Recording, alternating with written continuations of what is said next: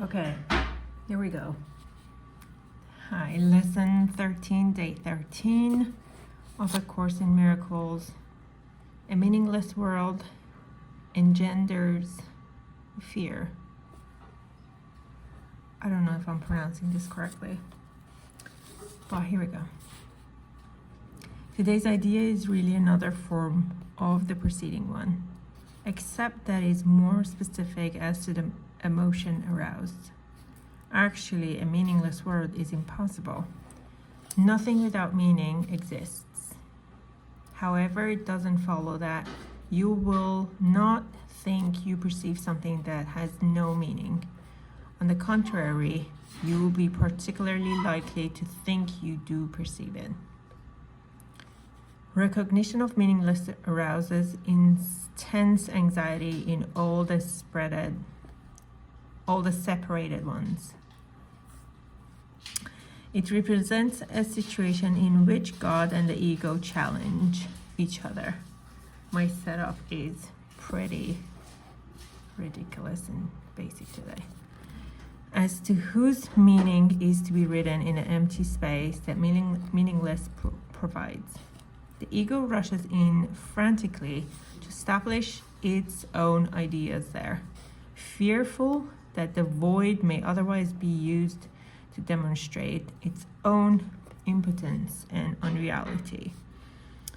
And on this alone, it is correct.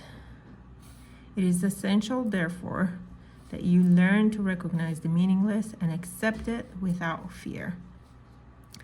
If you are fearful, it is certain that you will endow the world with attributes that it doesn't process and crowd it with images that do not exist.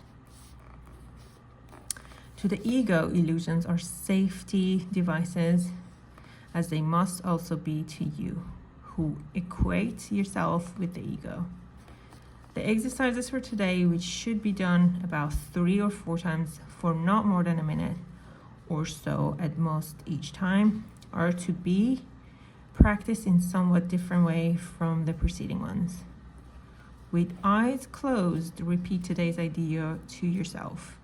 Then open your eyes and look about you slowly, saying, I am looking at a meaningless world.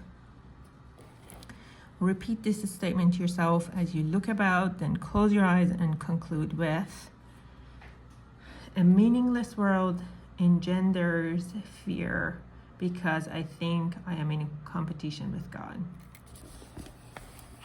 You may, you can see my setup. You may find it difficult to avoid resistance in one form or another to this concluding statement. Whatever form such resistance may take, remind yourself that you're really afraid of such a thought because of the vengeance of the enemy.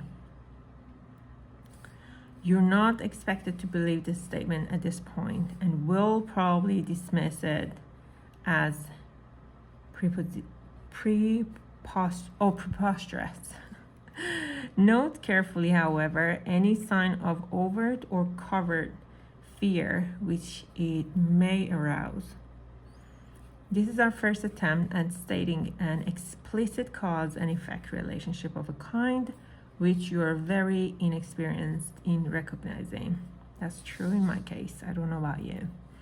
Do not dwell in the concluding statement and try not even to think of it, except during the practice periods. That will suffice at present.